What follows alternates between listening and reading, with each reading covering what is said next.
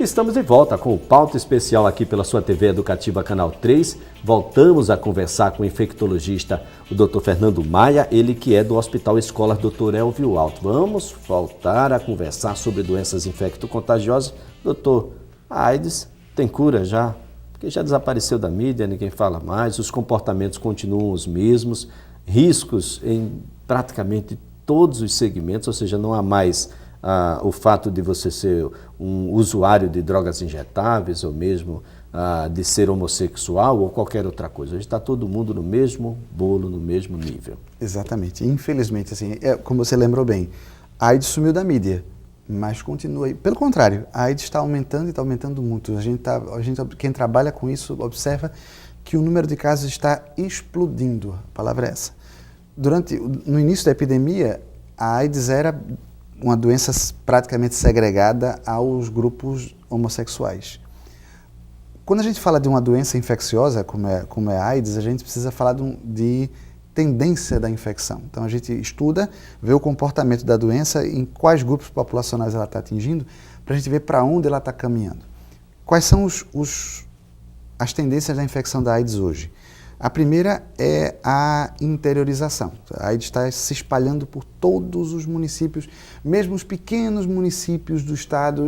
Isso é uma característica do Brasil como um todo.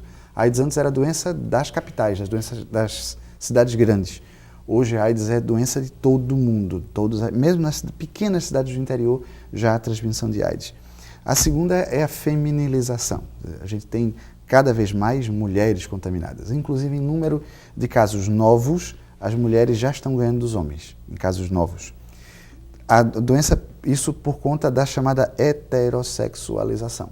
No início, a doença era basicamente de grupos homossexuais, pessoas que faziam sexo homossexual. Hoje, a característica está deixando de ser essa e está passando a ser uma característica mais heterossexual. Quais são os elementos motivadores aí de uma presença feminina mais robusta, digamos assim, dentro dos números? Existe muitas pessoas hoje têm relação homossexual e heterossexual, é o chamado bissexual, e acaba muitas vezes é um homem muitas vezes casado, mas que tem uma relação homossexual, se contamina e acaba contaminando a sua parceira, a sua esposa, a sua namorada, a sua noiva. E o número de mulheres contaminadas tem aumentado muito nos últimos anos. Além das mulheres, vem o problema extra muito mais grave, que é o problema da possibilidade da transmissão vertical. Ou seja, da criança que a mulher está esperando, a mulher infectada está esperando, o risco que ela tem de fazer a criança nascer contaminada. O desconhecimento pode ajudar nesse Ajuda sentido. E muito, infelizmente ajuda muito. Eu não faço porque eu não tenho comportamento de risco. Comportamento de risco só quem tem é o vizinho. Exatamente. Você esquece, às vezes esquece o problema do comportamento, do mau comportamento, às vezes até dentro de casa, infelizmente. E também um grupo populacional que está crescendo muito nas estatísticas de AIDS é da terceira idade. Hoje as pessoas estão estendendo a sua vida sexual até muito mais tarde. Hoje existem mecanismos para prolongar a vida sexual. Existem remédios que ajudam o homem a manter a ereção, existe prótese peniana, as mulheres usam hormônio, usam reposição hormonal, usam lubrificantes. As pessoas hoje estão vivendo a sua vida sexual até muito mais tarde. E nós temos hoje um grupo populacional de pessoas de mais idade que, quando começaram a sua vida sexual na juventude, não havia AIDS. A AIDS é uma doença de 30 anos. O ano passado, 2011, nós estávamos lembrando os 30 anos da descoberta do vírus. Isso 30 anos é uma geração. Toda a geração mais velha, que hoje está na faixa dos 60 e dos 70 anos, que começou a sua vida sexual na adolescência, no início, naquela época não havia AIDS.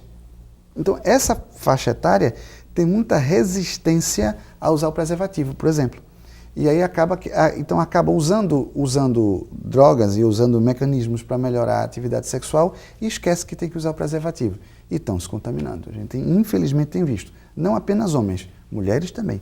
Então é mais um foco de atenção do Ministério da Saúde.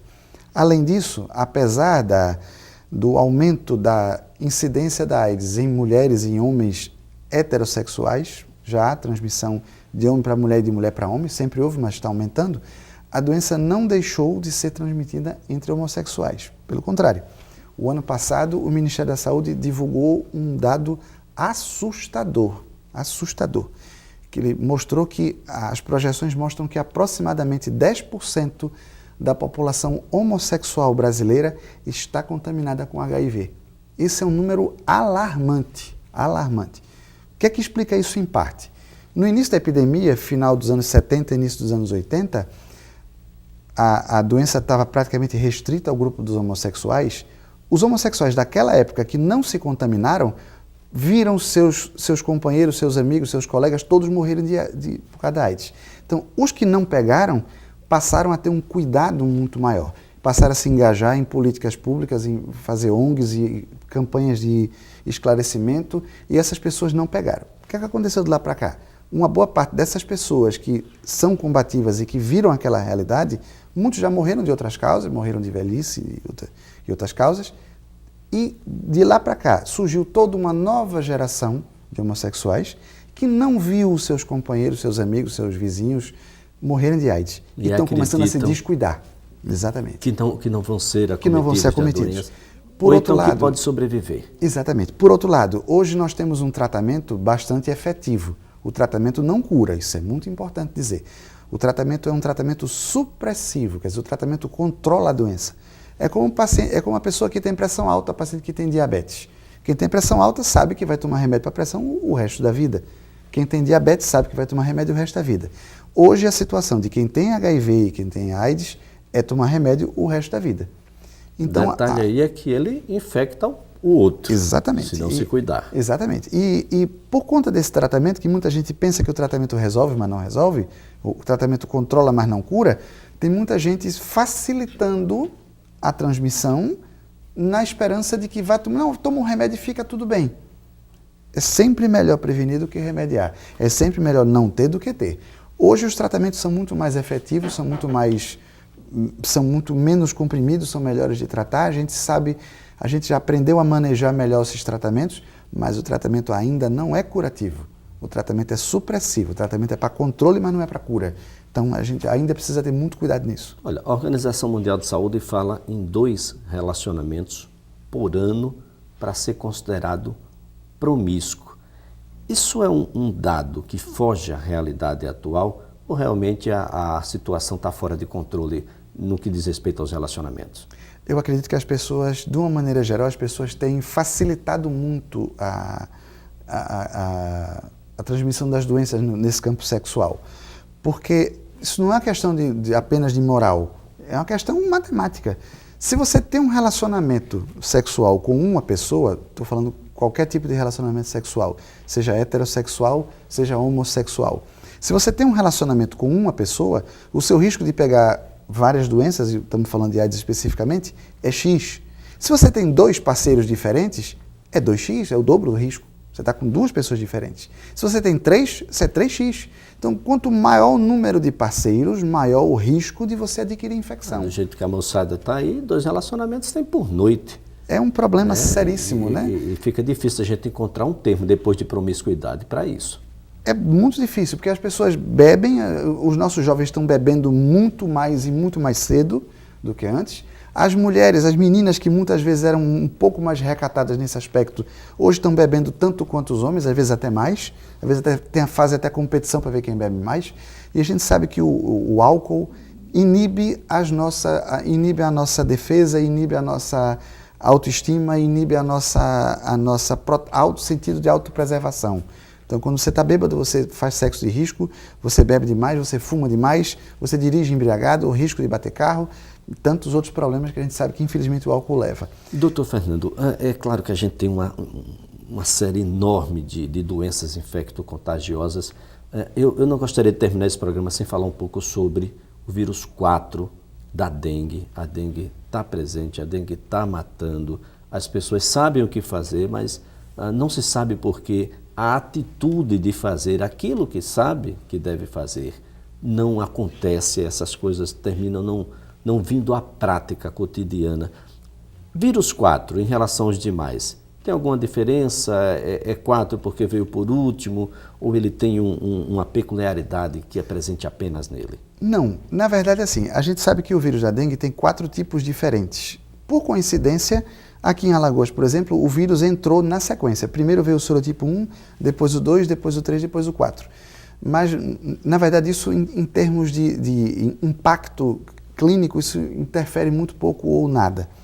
O que a gente sabe efetivamente é que, com a pessoa que já teve dengue 1 ou 2 ou 3 vezes, quando pega dengue novamente, cada sorotipo de dengue causa dengue naquela pessoa apenas uma vez. Você teve dengue pelo sorotipo 1, por exemplo, nunca mais na vida você vai ter dengue pelo sorotipo 1. Você vai ter o 2 ou o 3 ou o 4. Exatamente. O problema é que quando você adquire um outro sorotipo de vírus, o risco de você desenvolver uma forma grave de dengue aumenta muito. Então, qual é a nossa situação hoje aqui em Alagoas? Nós temos os 4 sorotipos. Então, as pessoas podem ter dengue 4 vezes. É elevado o número de mortes? A tendência é, infelizmente, aumentar. Esse ano nós tivemos muitos casos de dengue no início do ano. Nesta época do ano agora, quando começa a chover, o calor diminui, naturalmente diminui a população de mosquitos, e aí a tendência é diminuir o número de casos de dengue. Não vai desaparecer, mas ele diminui. Aí a dengue sai da mídia. Sai da mídia. O diagnóstico ainda é um problema? Não chega a ser um problema não, porque o diagnóstico de dengue é um diagnóstico fácil, não é difícil. O problema é que a gente continua tendo casos de dengue, porque como sumiu da mídia, as pessoas esquecem da dengue. Então a gente não pode esquecer que mesmo nessa época do ano, a gente não pode esquecer que o mosquito se prolifera em água limpa e parada, principalmente, embora já tenha estudos mostrando que o mosquito começa a se adaptar a outras situações, mesmo água que antes, água meio suja, água empoçada, que o mosquito não gostava, hoje ele começou a gostar porque ele começa a se adaptar ao ambiente onde ele está. Isso é uma estratégia de sobrevivência, não é só esse mosquito, ou qualquer outro mosquito pode fazer isso. A gente não pode esquecer da dengue. Então não esqueçam que o combate tem que ser permanente e contínuo. Então não pode deixar água parada em casa, nem no vizinho, nem no trabalho. Caixa de ar-condicionado, calha de telhado, copo, papel, pneu velho, a água que você bota para o cachorro, vaso de planta. A situação é tão grave, daqui a pouco vai acontecer o que aconteceu com a febre amarela, né? Nós temos a Guarda Nacional invadindo as casas para poder debelar aquilo que, com muito mais informação do que naquela época, a população poderia ter dado uma contribuição muito melhor. Com certeza. Muito mais efetiva. Com certeza. Sem participação da comunidade... Impossível controlar a dengue. Sem chance. Sem chance, não há como. Cada um tem que fazer a sua parte. E a gente não pode esquecer disso nunca, mesmo nessa época que o número de casos diminui, mas o risco continua. Então a gente precisa continuar a combater, porque senão quando a gente chegar em dezembro, janeiro, recomeça o calor, começa tudo de novo. Tudo novamente. Doutor Fernando, eu quero aqui agradecer a sua participação, os seus esclarecimentos. Tenho certeza que a gente, de certa forma, vai motivar alguém aí que estava pensando ainda que a coisa estava muito fácil, não está fácil. Precisa da ajuda de todos. Com certeza. Eu agradeço a oportunidade de poder esclarecer um pouco mais sobre essas coisas. Muito obrigado. Obrigado. Olha, o Pauta Especial estará de volta na próxima segunda-feira e, é claro, eu conto com você. Até lá!